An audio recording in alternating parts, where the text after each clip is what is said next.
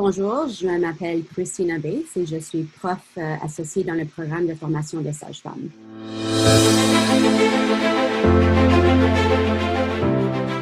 J'enseigne quatre cours dans deux différentes langues. Donc, j'enseigne physiologie de la reproduction en anglais et français et j'enseigne pharmacothérapeutique aussi en français et en anglais. Avant tout, j'ai appris à être super flexible tant qu'avec moi, qu'avec mes étudiants. Par exemple, en préparant pour mon cours en septembre, j'ai pensé d'exiger que mes étudiants allument leur webcam durant le cours. Puis j'ai vite réalisé durant les premières classes qu'il y a des étudiants qui n'ont pas vraiment d'espace dédié pour leurs études. J'ai des étudiants qui ont des enfants. J'ai des étudiants qui ne veulent pas être enregistrés parce que j'enregistre mes cours de Zoom maintenant. Alors, j'ai vite réalisé que c'est pas quelque chose que j'ai besoin d'exiger. S'ils veulent venir au cours en pyjama, avec leur tasse de café, sans vidéo, dans leur cuisine, chambre à coucher, sont les bienvenus. J'ai décidé cette année de changer le cours un petit peu et d'offrir plusieurs petits travaux, plusieurs petits projets qui peuvent être complétés durant le temps de classe, ce que je ne faisais pas avec mon cours face à face. Donc, au lieu d'enseigner pour 3 heures de temps de suite, que je faisais toujours avec mon cours face à face, j'enseigne pour environ 2 heures. Puis là, je leur donne un petit projet qu'ils peuvent compléter pour le restant du temps.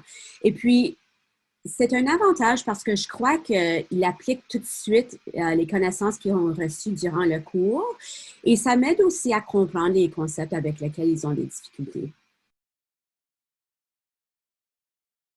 Plusieurs des profs, c'est la première fois que j'enseigne avec Zoom, que j'utilise le chat durant les salles de classe, que j'utilise la fonction de sondage sur Zoom. Donc, c'est difficile d'intégrer toutes cette nouvelle technologie, mais je crois que c'était nécessaire. Ce que j'ai fait un petit peu différent, c'est que face à face, j'ai tendance à beaucoup griffonner sur le tableau blanc. Et puis, ce que j'ai fait, c'est de couper mon iPad à mon écran d'ordi. Ensuite, j'ai partagé mon écran d'ordi avec mon iPad, puis aussi avec mes étudiants. Ça me permet de dessiner, par exemple, le système de reproduction, d'encercler des structures, de faire des petites notes avec mon crayon Apple. Donc, cette technologie a beaucoup facilité mes classes, puis m'a permis de donner une classe comme je le fais face à face. Puis une autre chose qui a été vraiment utile cette année, c'est d'enregistrer mes classes, pas avec Zoom, mais avec Panocto. Donc, je lance mon cours en Zoom, ensuite j'enregistre avec Panocto. Puis, l'avantage, c'est que tu peux ensuite modifier la vidéo, enlever peut-être des discussions que vous avez eues en classe, créer un genre de table de matière. Donc, de cette façon, si les étudiants veulent visionner l'enregistrement après, ils peuvent tout de suite sauter aux sections pertinentes en utilisant le tableau de matière. C'est très utile.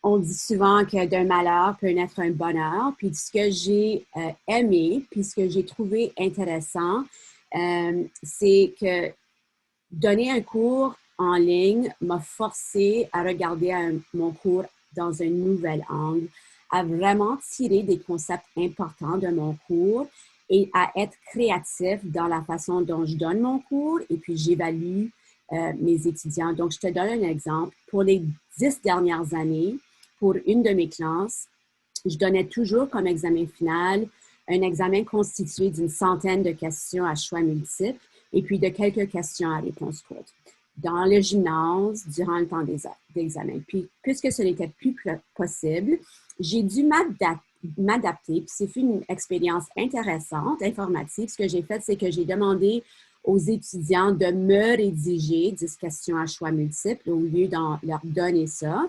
Et puis, c'était très clair qui avait étudié, organisé leur matière. C'était encore un examen à livre ouvert. Parce que ceux qui se sont bien organisés, leurs réponses aux questions à choix multiples étaient très bien pensées.